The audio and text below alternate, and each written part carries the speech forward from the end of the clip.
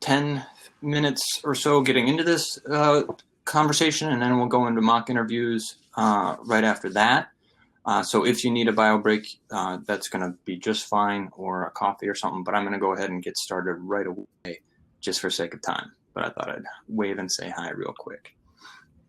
So the topic today is some tips that I've learned the hard way through the School of Hard Knocks on job interview tips. Can you guys hear me okay? So we can. Yes. Great. Okay. Yep. I want to make sure I was doing that much. Okay.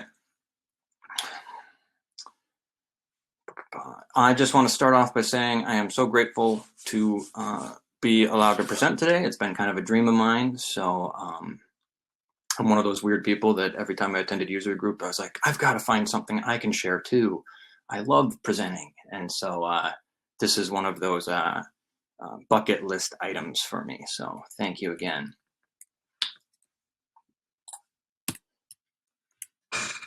Just a reminder to wear a mask. Okay. So as you can see on the screen, I'm a Salesforce administrator right now for Be the Match, bone marrow donation place here located in the Twin Cities, and represents a nationwide bone marrow registry, helping to match unrelated donors with patients for life-saving treatment. I've been at that company for 1 year now. And then also before that, I was an accidental admin for Twin Cities PBS for about 4 years. I'm also the host of Career Cloud Radio. That's a podcast focused on career advice where I interview guests that are usually authors or career coaches, and then also some people that make tools like JobScan.co was on my show, and that's a really great episode I'd recommend you check out, talking about how to beat the applicant tracking systems. And then I'm also a job interview coach in the evening hours from time to time, which is where a lot of these tips come from today. So if I were to summarize where we're going with today's talk, it would just be this question. If your dream employer called you today, are you ready to interview tomorrow? And after today's talk, I hope that you'll be ready to start preparing in a different way. I've had a lot of people give me feedback that my philosophies or concepts are somewhat different than others. And when it comes to practicing for a job interview and how to present yourself online. And so that's what I'm hoping is insightful for you guys as well. We'll cover real briefly some concepts about certifications and how those have value in the interview. Then we'll cover just a really brief tip that all of us can use about how to start an interview strong. And we'll focus in on the most common job interview question. So tell me about yourself. And we'll even have a few people unmute and practice that question live with me, and I'll provide them some feedback on that answer. So I've also got homework for this talk because it's really all about you guys, not me being able to answer these job interview questions. So I have prepared just as many slides as Stuart, about 45 to 50 slides. And they're all available for you after this talk at that link there. It will take you to YouTube, and you can see my practice run of this exact talk last night, where you see slides like this explaining about why you don't want to take notes, or if you do take notes, how to be careful about that. And I'll go into a lot more detail like that on the YouTube video. Also great things about lighting tips and things, and you'll see exactly why I hate overhead lights in my office, because it makes me have a shiny bald spot. Things like that. But that's all available for you on the YouTube video, so I recommend you go check that out after today's talk. Real quick comment on that previous slide about notes, though. Really simple solution for notes if you're the type of person that really relies on note-taking during a job interview. We've lost 90% of our body language for virtual interviews, so they can't tell that's what you're doing. So I really recommend at the beginning of the interview, during the banter, where you're kind of going, can you hear me now? That kind of thing. That's a really great time to hold up a notebook so the camera can see it for a moment and say, by the way, I'm going to be taking notes today. I just wanted you to know that. And then you just move right on and get started with the interview. But that's going to be really valuable so it doesn't get misconstrued as checking your phone. Okay, so now to get into the conversation, I want to just set the stage for what we're talking about today. The hiring process is lengthy, and it starts and stops and repeats in the middle there when you're rewriting your resume and reapplying over and over again. And then every once in a while you get a phone screen, and then every once in a while you get a job interview. But I really want to just call out that today we're talking about the job interview. So let's just know that that's where we're pretending and role playing is going to be at that point of the process. So you're probably got like a hiring manager on the phone, as opposed to like just the HR assistant or the non-hiring manager that usually does a phone screen like a recruiter. I find in the phone screens, they're pretty much just trying to match up your resume to the person, and you kind of verify a few things, and it's not a lot of complexity to that. Once they find out you're a real person, you're often passed on because pretty much the resume qualified you at that point. It's the virtual interview or the real job interviews with the hiring manager that we really got to present our best self. But once again, as you'll hear me say a lot, before we get to that, I do want to just spend a few minutes on certification since they are so popular. So if you could unmute Stuart real quick, I got a couple questions for him. Stuart, you still around? Hello. Excellent. Stuart, I know that you've just started a new job in the last 90 days, and I wanted to just let people hear from you about that process. Starting real quickly with, how many certifications do you have? I currently have 22 certifications. Bing. I don't know what that bell was, but that was perfectly timed. And then how have those helped you in your job interviewing process?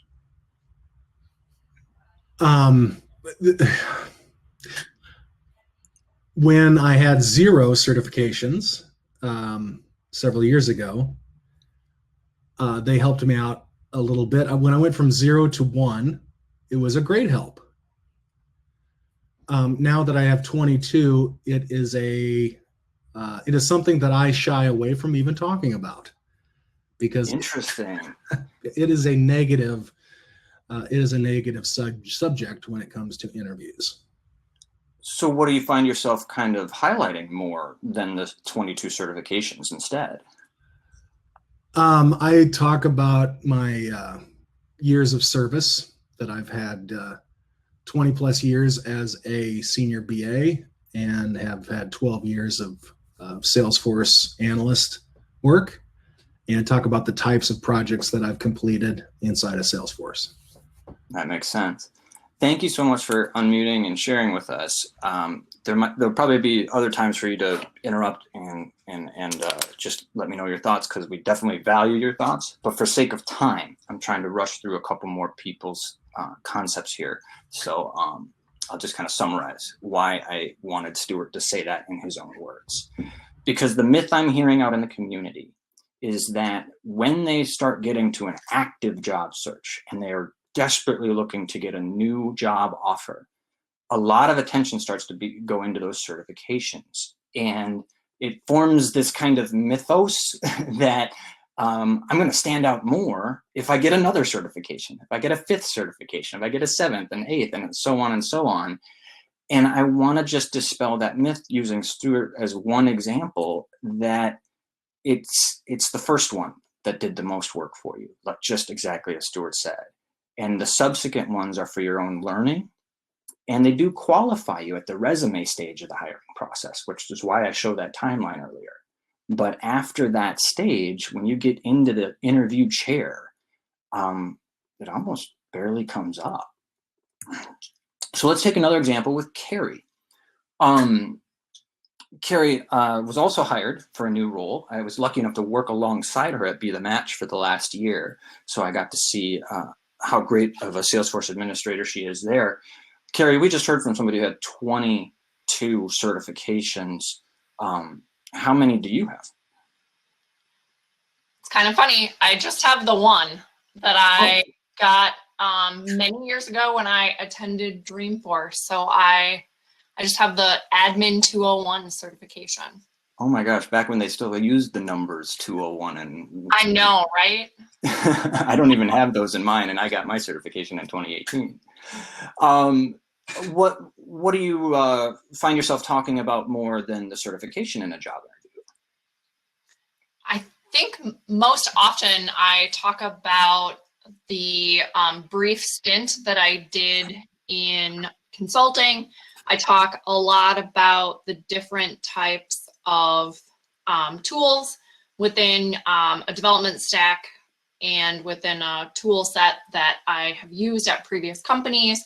I talk a lot about how some of my philosophies around Salesforce and best practices. I don't spend a lot of time talking about my certification. That's right. And that's one of the key takeaways I wanted people to get out of bringing these two people on the call today, is that in the actual interview, the certifications don't come up. And I can also add my own experience last interviewing in 2018 and 2019. I did 22 interviews to get my job offer to be the match, not for one company, I mean 22 interviews for multiple employers. And I was shocked when I looked back at the end of that, and I think only 2 interviews asked about my certification in any form.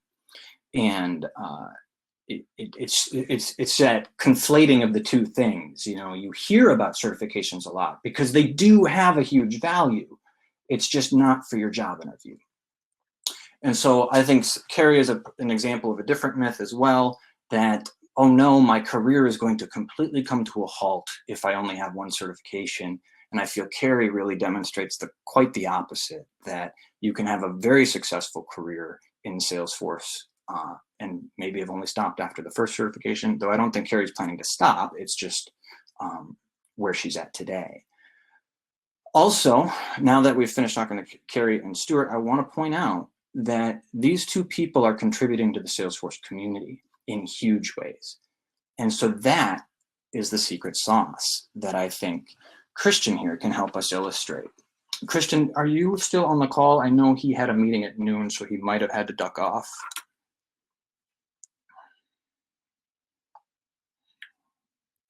He Allie is on, and I just enabled presenter. He'll just have to grant permissions for his microphone. Perfect. We'll just give Christian a moment. But Christian just started a new job in July, working for a consultancy, Zeed Consulting, and he's out of Michigan. And I met Christian before the pandemic even started. And he was unemployed at that time in December.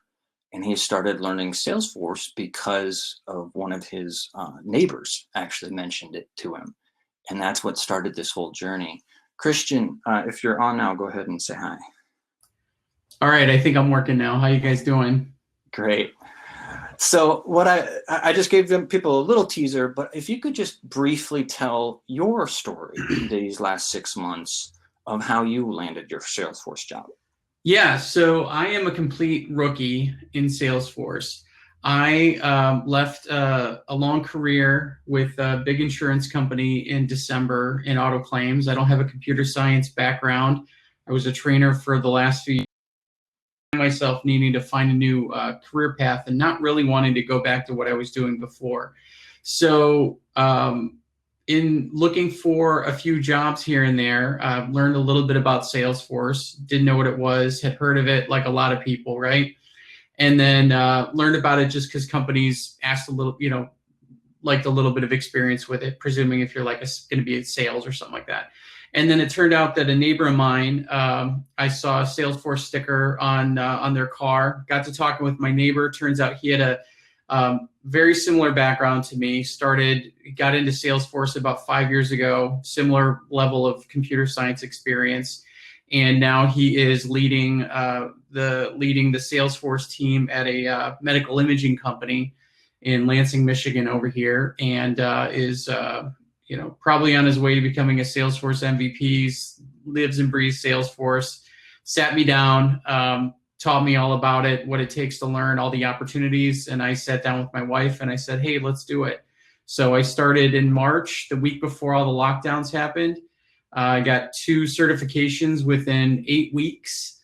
So I got my admin and platform app builder, and then started from there looking for either nonprofit projects or jobs.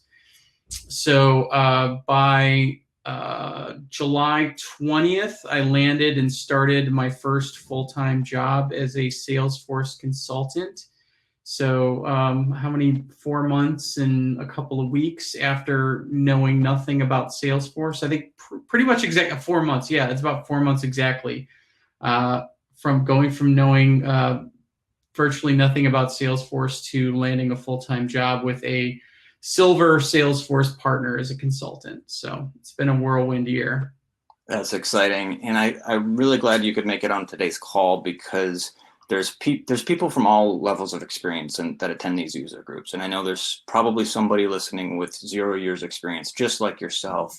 And I like to show that it is possible in 4 to 6 months to find your first job with 0 years experience. But I know this answer already, Christian, because I called you before. Your certifications, and 2 of them weren't really what you discussed in your job interview, were they?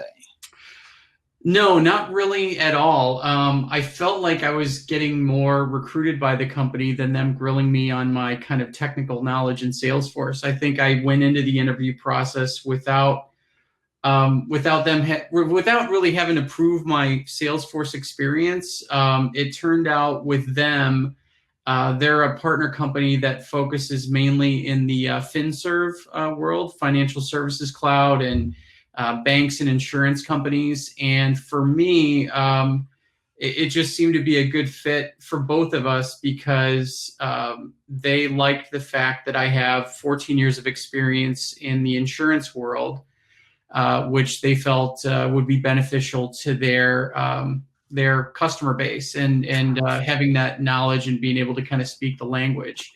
And then for me, it was a good fit for me, because they were willing to obviously take somebody with basically no experience in this sort of world, in these sort of projects, and put me in a position where I can contribute and learn at the same time. So it was really just a kind of that casting the net as wide as possible, and networking and meeting people and getting my name out there, and then finding that one right fit that worked for both me and the employer.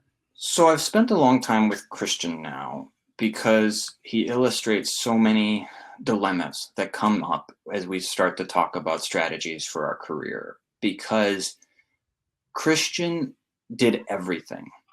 He was networking at the same time as studying for certifications. He was putting together a YouTube channel, and he had only one YouTube video up when the VP at Z Consulting saw it, and they just happened to have already had his resume from a few weeks earlier for an open position.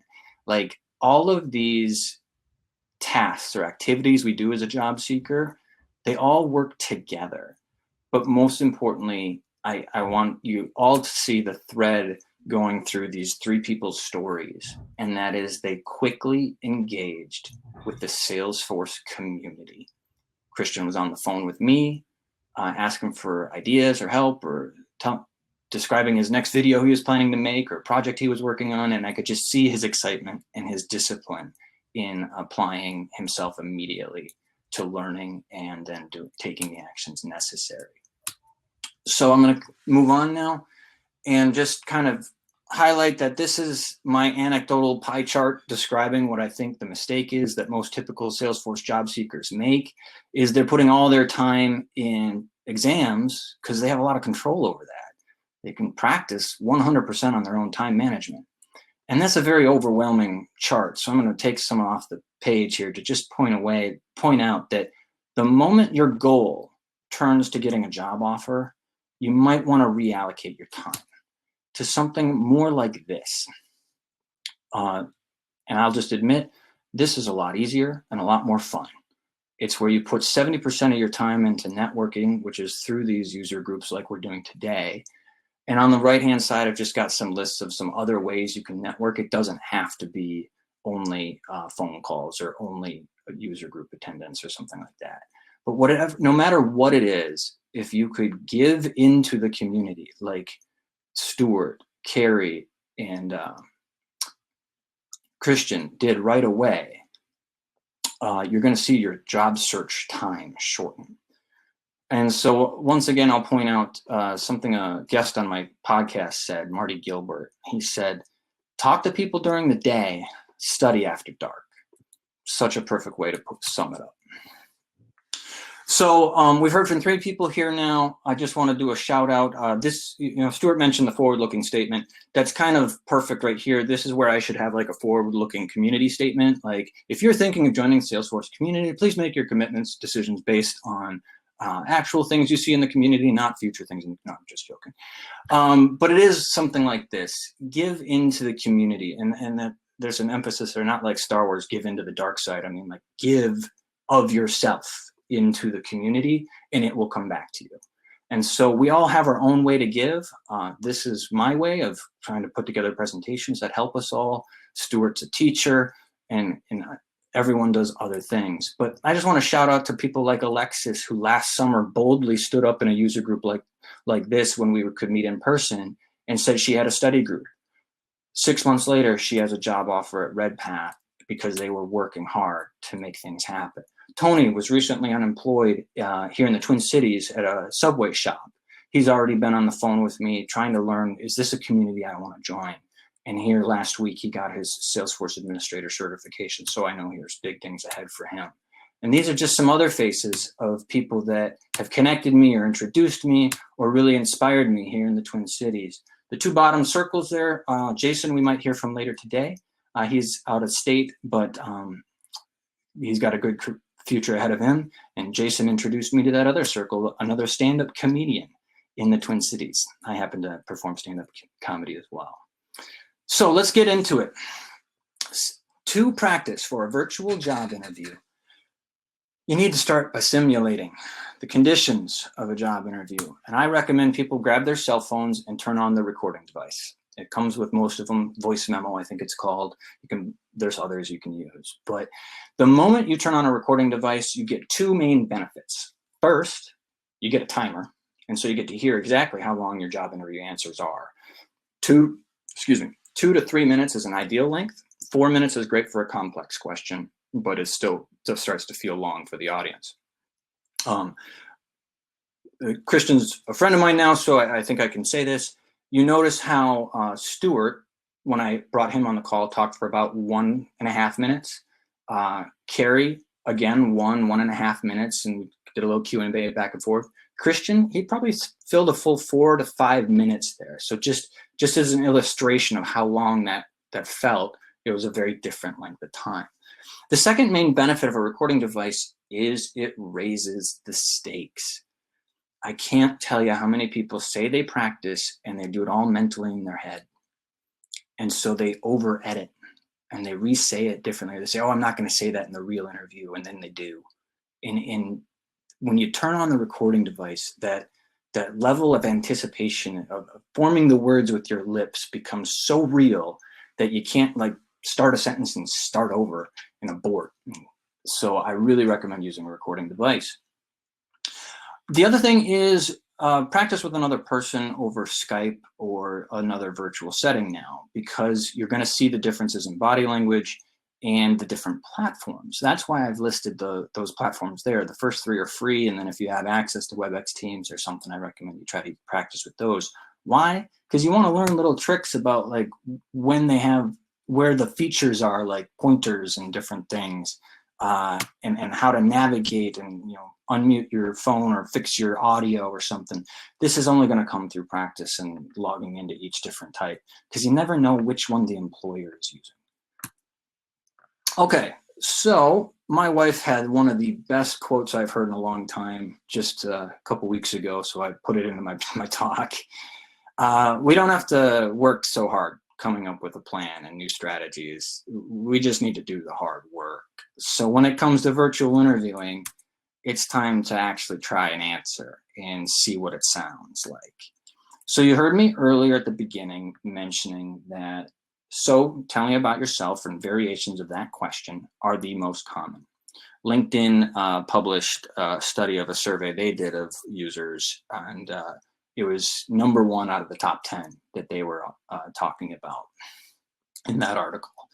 And like back to my illustration about the 22 job interviews in 2018, same thing. I'd say at least 60% of them, the first question was from a hiring manager who had barely remembered my resume because they'd looked at it 3-4 weeks earlier, and they just love getting a quick recap without having to read it again. So it's going to sound something like this. So I'll be the first to role play here for everyone's benefit. So setting a stage, somebody asks me, so Justin, tell me a little bit about yourself. Well, I currently work for Be The Match. It's a bone marrow registry nationwide that we save lives by matching unrelated donors with life-saving treatments. That registry, join.bethematch.org, is facilitated by a Salesforce community. We have over 10 million registrants right now. And we have a lot of features around how to protect the privacy of those registrants, since we have personally identifiable data and a lot of health information as well in our cloud. We also use Sales Cloud and NPSP.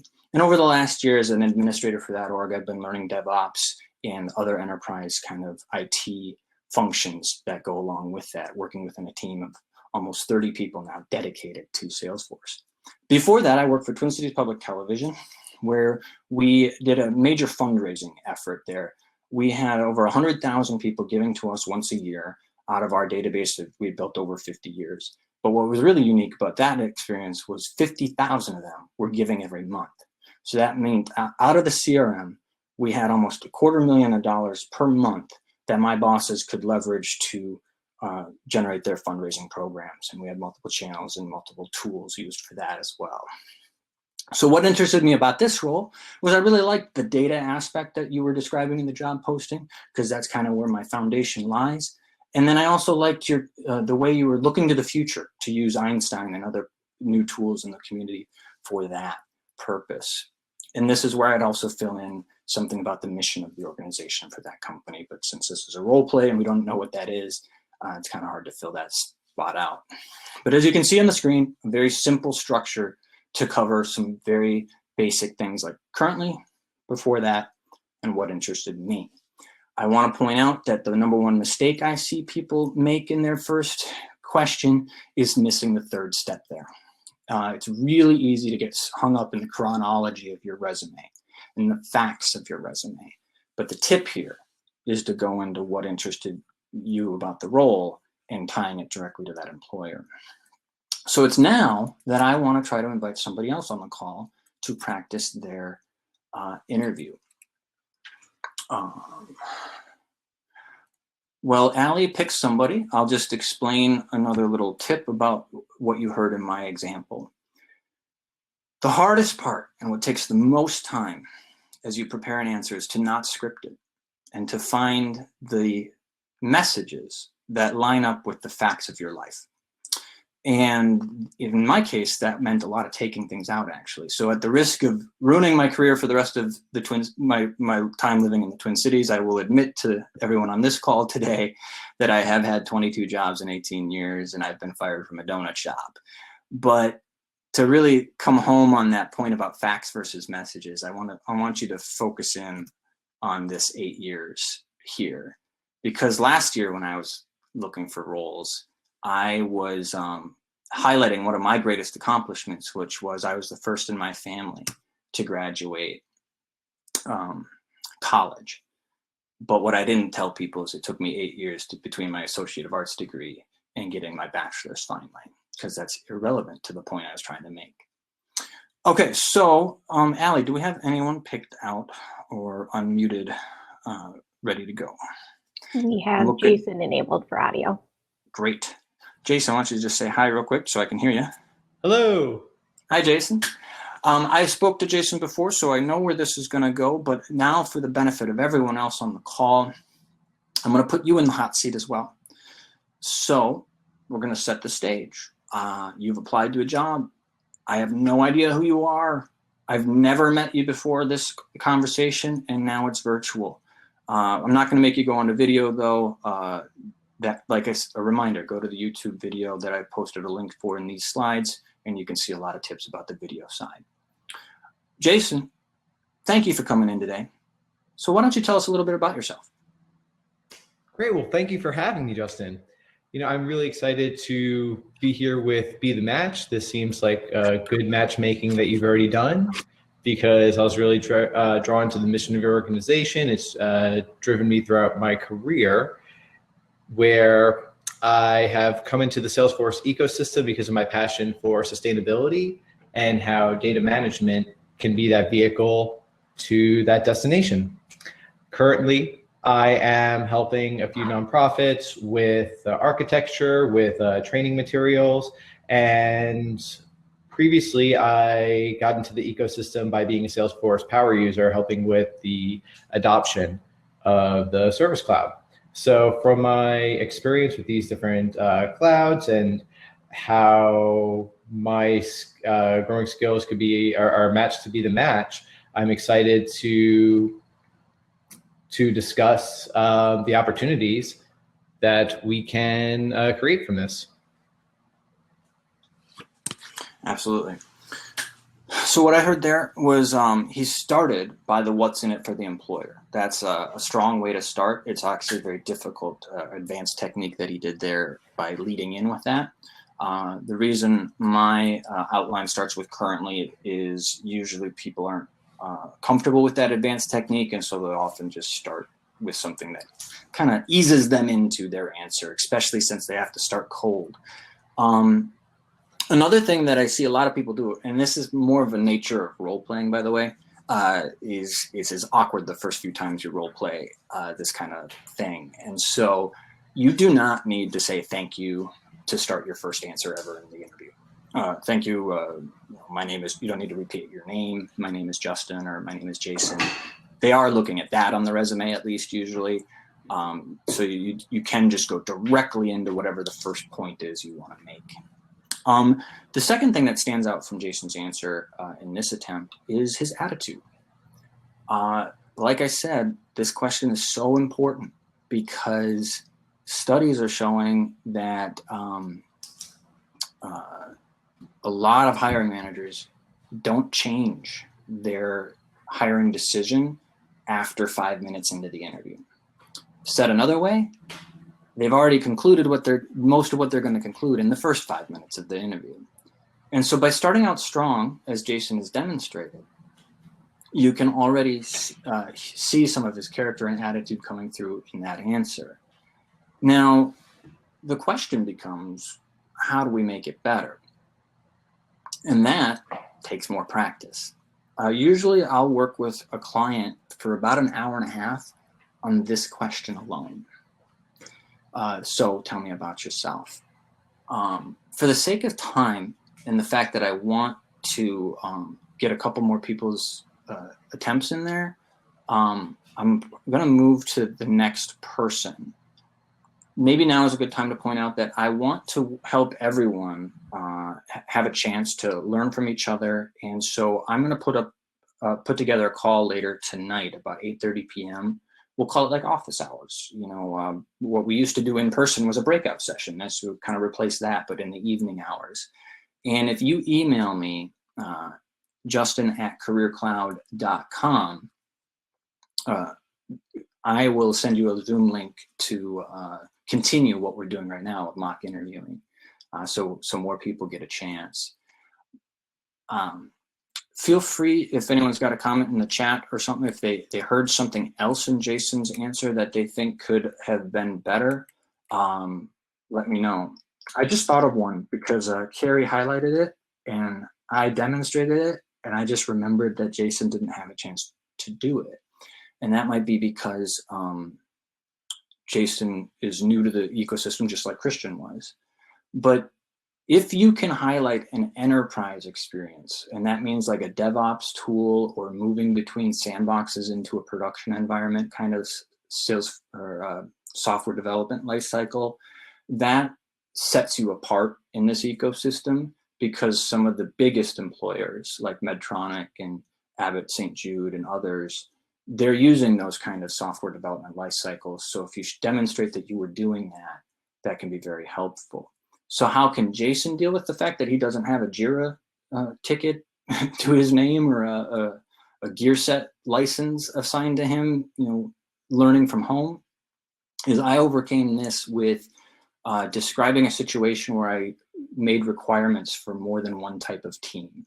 So he can do this right now in a practice project where he adds to his answer or his story of like how he was really excited to create a marketing user and then also create a customer service user, and think about the different ways he would assign rights in the platform to these two very differing teams, because that's a very enterprise level thinking as well. Ellie, is there another person ready? Maybe Pam or Melanie? We actually have Katie on the line. Katie now? Okay, great. Yep. Katie, go ahead and say hi. Just want to make sure your mic works before I ask you a question. Hello. Hi, Katie. Pleased to meet you. Now, Katie, I am really excited to hear from you today because Jason was my warm-up. Jason, I had talked to over the phone over the weekend, so I just knew what I'd be walking into. With you, we're going to go completely cold now. I have not met Katie before. So, same question. You've already got the benefit of a little bit of a lesson based on hearing both of ours. But let's start, before you answer the question, so tell me about yourself. Tell me what type of job you would be interested in if you were in the interview cycles right now. Some aspect of a Salesforce administrator position. Perfect. So let's set the stage that you are interviewing for a Salesforce administrator position. This is a great time to point out, I am not on the hiring team for Be the Match. They do have a senior position open right now. Carrie's old job, but I don't want anyone to think that there's any bias or any influence for today. It's a safe space to practice. Today's purpose is about practicing job interview techniques and stuff, so nothing Katie says will be used against her or practically remembered come those opportunities, just so you know. Completely safe space. Okay, but let's just pretend it's a Salesforce administrator position. And you come into a virtual interview setting, and some resumes are handed out by another person, and I'm the guest in there that was like brought in last second. Like, you know, so-and-so was out sick today. Justin, can you sit in? You work in Salesforce too. It's perfect. I'm like, oh, great. So Katie, tell us a little bit about yourself. So I started out in the Salesforce world kind of by accident, right out of college, and I have going on just about 8 years of Salesforce experience and about 11 or 10 years of CRM experience. I am currently seeking a position with a company that I feel really matches my values as far as, forward thinking, our integrity, and that's what really drew me to this position in the first place, as I was watching and waiting for the right position to come across the job boards. But with all of my Salesforce experience in Sales Cloud, Marketing Clouds, different automation tools, end user support, end user training, I really feel that my skills match the position that you guys are trying to fill here. So I'm really excited to be here today and talk with you guys. Thank you. Excellent. Katie did a wonderful job of covering years of experience quickly. Bringing up the values was important to her. That was one area that could maybe be strengthened just by having a better way to illustrate values rather than state them. So from the last 20 minutes of this talk, it wouldn't make sense for Justin Dux to say, Justin is a good communicator, because you've just heard me communicate for 20 minutes. So that kind of does that for me now. Similarly, with a value statement like that, they are high impact. So Katie did the right thing in including one. But to make one better, now think of a story that's really short that illustrates that. I think forward thinking is an easy mark for that right now, where you can say, you can kind of say, like, in my previous roles, I've really been a driver of making sure that the company was prepared for up and coming features and leading conversations about the releases 3 times a year or something like that. There's some really low hanging, easy ways to describe that one, and pick one that matches Katie for that example. And then the second thing I want to call out that Katie did really well here is because it's going to tie in later in the hiring process when she goes to negotiate her salary. I'm slowing way down here to really get everyone to listen in on this next point, because it's so critical. And when you slow down your speech, people actually take you as more credible. I've been going really fast for the rest of this talk, mainly because I was worried about time. But at this point, let's use Katie's wonderful answer to point out that when she said, I'm looking for the right fit, or did you hear it when she said, I'm waiting for the right fit? That was the highest impact moment of her introduction to who she is, because it shows a character and an attitude that she won't just take anything, that she is being strategic and selective about her role, fitting those 18 years of experience, or maybe it's an overlap there, so maybe a total of 10 years experience in CRM. As an interview, as a listener, hearing that, I get very curious and want to know about what makes Katie tick to make sure that us as the employer are the fit for her. Because now I'm hearing things that make it sound like she might be a top candidate. Let's forget about 5 of the candidates here. We're down to the top 3 now with talking to Katie, right? So that right fit language comes in later when you start to negotiate your salary. They've extended you an offer, and or they ask for salary requirements or leading up to an offer. Katie's going to use that phrase again and say, well, hey, before we talk numbers, it's just really most important that we have a right fit here for me and my skills. Is there anyone else that I need to be talking to, or is there another step of this interview process before we start talking about numbers? That, again, is delaying the conversation about money so that you really learn more about the organization, and more important, the organization learns more about you so that you have that leverage to ask for another $10,000 to $20,000. So what I'd love to do is, with all that feedback I just give Katie, I want to give her another shot to answer the same question. But I do believe I'm close at time, so I want to check in with Allie first and see if we have time to hear Katie try one more time on the same exact question. Yep, let's take maybe 2 more minutes, and then we'll go to our certification voucher awards. So Katie, it's really hard to repeat in role playing and just do it again, because you're going to try to think of everything you said before, and that's called scripting. Don't worry about that. If you stutter, I'm not going to judge you for it, because that's just part of practicing. But I'm hoping some of the thoughts I gave you an idea, and we get to hear some of that transformation here right now. So Katie, resetting the stage. It's the same interview, same person, first time hearing from you. So tell us a little bit about yourself. So I started out in the Salesforce world here about 8 years ago, and stumbled into the CRM world completely by accident about 10 years ago, and have really just immersed myself completely in this whole idea of Salesforce and everything about it. So with that, I really, when I was seeking out this new position, I'm looking for a position that is going to fully immerse me into Salesforce versus spread me across other things within the organization. And that meant that I was seeking out a very specific position, a very specific company that I felt my skills and my values matched. So that led me here into sending in an application for this particular position. It seems that some of my skills in Salesforce, as well as using different tools under kind of an agile hat with Jira and GearSet and experience there, as well as some other installed apps. I have a really broad range of experience that I think can really benefit this company. So I'd love to talk with you guys some more about it. Excellent. Very different than the first answer. Still a lot of great moments. Bringing up Jira in the way you did, I felt was higher impact than the first attempt. Fully immersed language and seeking a specific role, again, very high impact moments of this answer. And bringing up installed apps, since I think everyone on this call will agree that choosing and selecting apps that work for your org is actually a big part of the role. To give you feedback from both sides, the only low impact moment that I would like to bring up is because something you did in both answers, you said the word accident. And now in the community, we know of the phrase accidental admin, and it's a way a lot of us get in there. But I don't think you want to say that here in your first impression. It's a distracting word that makes, from what comes after that, it actually is inaccurate.